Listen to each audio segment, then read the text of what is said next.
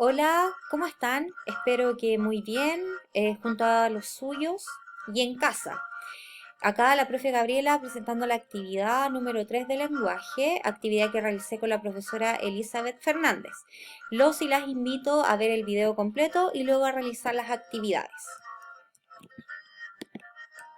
El objetivo de esta clase es leer de manera comprensiva textos que presentan secuencias argumentativas y reflexionar en torno a la existencia del ser humano y cómo la realidad influye en ella. Acá hay una serie de conceptos que probablemente les generen dudas y cuestionamientos. Vamos a partir con, en este caso, lo que tiene que ver con qué es una secuencia argumentativa. Luego vamos a ir desarrollando los otros conceptos. Una secuencia argumentativa, en este caso es una estructura que presenta una opinión y argumentos que defienden esta opinión. Es importante tenerlo claro porque una secuencia argumentativa puede estar presente en un texto que no necesariamente sea argumentativo. O sea, como los que conocemos formalmente, estoy hablando de una crítica, de una carta al director, por dar algunos ejemplos, ¿verdad? Sino que puede incluso estar en un texto literario. Ahora, vamos a profundizar en el concepto de argumentar, que es presentar una opinión sobre un tema. Ahora, con respecto a esto, nosotros sabemos que hay muchos temas y opiniones hay muchas más, ¿verdad? ¿Qué es lo que en el fondo diferencia una opinión de otra? Es lo válida que pueda ser. ¿Cómo logro que mi opinión sea válida? Dando argumentos, razones que la apoyen o respalden. Es decir, que el famoso porque sí, porque no, no cuenta, ¿verdad? Entonces, acá tenemos un ejemplo muy breve de un texto que presenta estos elementos. Sobre la pandemia, creo que ha afectado brutalmente a nuestro país, no solo por lo relacionado a las pérdidas humanas, sino que por cómo ha afectado a las y los trabajadores y a sus familias, y las limitaciones a libertades. Sin duda habrá un antes y un después en nuestras vidas. Este texto es muy breve, pero fíjense que tiene lo que a mí me sirve para explicar el concepto de opinión o recordarlo, ¿verdad? Y de argumento. Primero, el tema, la pandemia, ¿verdad? Hay una opinión sobre ese tema. Fíjense que acá está manifestado, de hecho, en la utilización del verbo creer, que podría haber sido también yo opino que, yo pienso que, desde mi punto de vista, etcétera. Y luego yo desarrollo tres argumentos, o sea, no los desarrollo en profundidad, pero los menciono. Fíjense, por ejemplo, que hablo de las muertes, cuando acá mencionamos las pérdidas humanas, podría haber dicho la cantidad de muertos que hay, las dudas que hay con respecto a la cantidad de muertes, los criterios que usa el Ministerio de Salud para dar estas cifras, etcétera.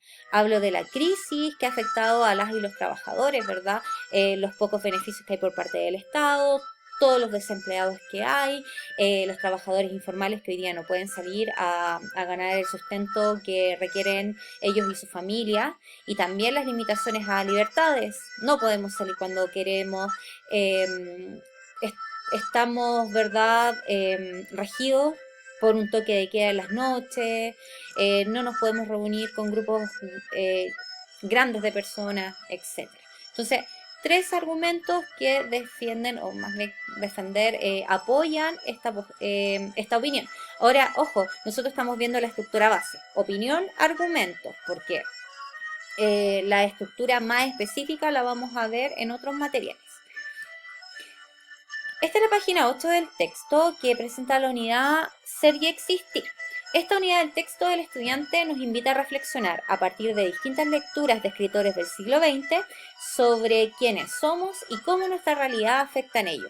Para esto nos presenta distintas visiones de mundo, las cuales deberemos ser capaces de identificar y relacionar con nuestra realidad. Acá, primero, fíjense, escritores del siglo pasado, de distintas etapas del siglo pasado, pero sobre todo estas lecturas o estos escritores vamos a ver que sufren, ¿verdad? Un gran conflicto interno y se ven muy conmocionados por los sucesos de ese siglo. Estamos hablando de la Primera, Segunda Guerra Mundial, el periodo entre guerras y la Guerra Fría posteriormente y otros sucesos que van marcando a la humanidad completa, pero también a las personas en particular. Ahora, entonces tenemos que entender esa realidad para poder acercarnos a los textos de estos autores. Ahora, con respecto a la visión de mundo, este concepto también es súper importante de recordar. Acá yo seleccioné esta imagen que es ilustrativa, en el fondo de cómo nosotros vemos, contemplamos la realidad. Ojo, la visión de mundo es una serie, un conjunto de ideas que tiene una persona o una cultura sobre su realidad. Es como la forma en la que se contempla y se entiende el mundo. Entonces, esto está influido primero por las vivencias personales de las personas, en este caso particular de los autores, ¿verdad? Pero también, obviamente, el contexto en el que ellos vivieron o viven. Estamos hablando, por ejemplo, de crisis políticas, religiosas, crisis sociales y otros eventos que puedan afectar en la visión de mundo, es decir, la forma en la que los y las autoras pueden concebir la realidad. Y que eso también nos pasa a nosotros. Ojo, nosotros también tenemos visión de mundo. Y esta visión de mundo también es importante saber que es modificable, ¿ya? Y eso va a depender de las distintas experiencias a las cuales nosotros nos veamos enfrentados en la vida. Con respecto al autor de El artista y la historia, no, perdón. Antes de ver la biografía del autor, los quiero invitar a observar imágenes de nuestra historia reciente. Estamos hablando, por ejemplo, de los campos de concentración, el holocausto judío, el surgimiento del nazismo, pero fíjense que esos no son los únicos episodios de la historia. La historia no parte ahí, ni tampoco termina ahí, ¿verdad? Acá tenemos una imagen de la dictadura cívico-militar chilena, que también obviamente marcó la vida de quienes la vivieron. Miren, en el Medio Oriente, chiquillos, hasta el día de hoy hay bombardeos, ¿verdad? Que arrasan con las vidas de muchos inocentes. Imagínense lo que debe ser vivir en Medio Oriente. Eh, acá, aquí sí que nos trasladamos a un episodio mucho más cercano. El Chile despertó, la represión policial, la violación sistemática de los derechos humanos que hasta el día de hoy el gobierno niega, por más que distintas instituciones de derechos humanos las han denunciado. Eh, fíjense, esto sí que es muy, muy reciente, ¿verdad? Es de esta semana, perdón, no de la semana anterior, perdón. Y fíjense la consecuencia de este hecho, que son las protestas que hoy día se están viviendo en Estados Unidos y también en otras partes del mundo. Con respecto al autor, acá les dejo algunos datos que sinteticé después de visitar esta página. Ahí está la fuente de la cual extraje la información. Aquí sí me interesa detenerme un poco en el existencialismo, que es una corriente filosófica a ver, se lo explico lo más sencillo posible. Básicamente invita a cuestionarse la condición humana, al cuestionarnos quiénes somos. También llama a la libertad. ¿Y la libertad en qué sentido? La libertad en que yo puedo escoger cómo construyo mi camino, mi vida, y también cómo las acciones que yo ejecuto pueden afectar a los demás. Entonces, bueno, los invito a que ustedes también busquen sobre esta corriente filosófica, porque el entenderla también nos va a poder ayudar a entender lo que viene a continuación, que es la lectura de este texto. Hola a todos y todas. Antes de comenzar con la lectura, me gustaría darles un saludo afectuoso y espero se encuentren todos y todas muy bien junto a sus familias. El texto de hoy se titula El artista y la historia de Jean-Paul Sartre. Fue por esa época, en la década de los 30, cuando la mayoría de los franceses descubrieron con estupor su historicidad. Desde luego, habían aprendido en la escuela que el hombre juega, gana o pierde, en el seno de la historia universal. Pero no habían aplicado esto a su propio caso. Pensaban vagamente a que ser históricos era lo propio de los muertos. Aunque nos inquietara a veces el rearme alemán, nos creíamos en marcha por un largo camino recto y teníamos el convencimiento de que nuestras vidas estarían tejidas únicamente por circunstancias individuales y jalonadas por descubrimientos científicos y reformas felices.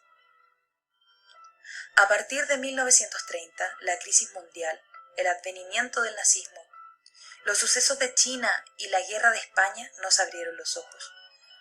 Nos pareció que iba a desaparecer el suelo bajo nuestros pies, y de pronto comenzó también para nosotros el gran escamoteo histórico. Súbitamente había que considerar esos primeros años de la gran paz mundial como los últimos del período entre las dos guerras. En cada promesa que habíamos saludado, al paso que había que ver una amenaza, y cada día que habíamos vivido descubría su verdadero rostro. Nos habíamos entregado confiados a una paz que empujaba hacia una nueva guerra con una rapidez secreta, con un rigor que se ponía por careta una alegre despreocupación. Y nuestra vida de individuos, que parecía haber dependido de nuestros esfuerzos, virtudes y defectos, de la suerte, buena o mala, y de la mejor o peor voluntad de un reducido número de personas, se nos mostraba ahora gobernada hasta en sus menores detalles por fuerzas oscuras y colectivas, y reflejando en circunstancias más privadas el estado del mundo entero. Nos sentimos bruscamente situados. En el destino de nuestras mismas obras estaba ligado al de Francia en peligro. Nuestros mayores escribían por almas desocupadas, pero para el público al que habíamos dirigido habían terminado las vacaciones. Este público estaba compuesto de hombres de nuestra especie, de hombres que, como nosotros, esperaban la guerra y la muerte.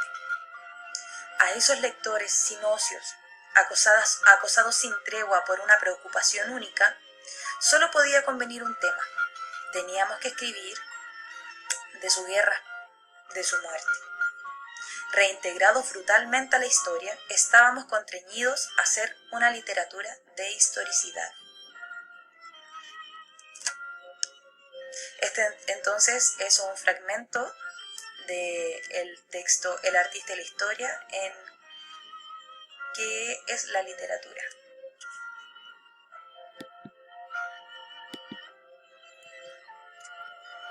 Continuando. ¿Cuál es la actividad número 1? Responder las preguntas, estas dos preguntas que aparecen en la parte inferior de la página 8 del texto. Acá lo interesante es que, por ejemplo, la pregunta 2 los invita a hacer consultas entre compañeros, o también pueden ustedes, no sé, ubicar a sus profes de historia y poder desarrollar esta pregunta con la información que ellos les proporcionan. Y hay una actividad número 2. Según lo visto en este video, ¿cuál es la opinión, tesis que plantea el autor sobre la labor del artista? ¿Cómo respalda esa idea? Argumentos o razones que presenta.